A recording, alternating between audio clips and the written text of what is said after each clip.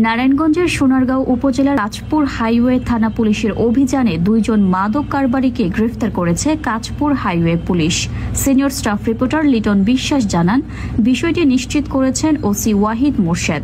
শুক্রবার রাতে বন্দর থানাধীন লাঙ্গলবন ব্রিজ এর কাছ থেকে 12 কেজি গাঁজা সহ আব্দুল হাদি ও মোহাম্মদ শাকিনুর রহমানের নামে 2 জনকে গ্রেফতার করে কাঁচপুর হাইওয়ে পুলিশ।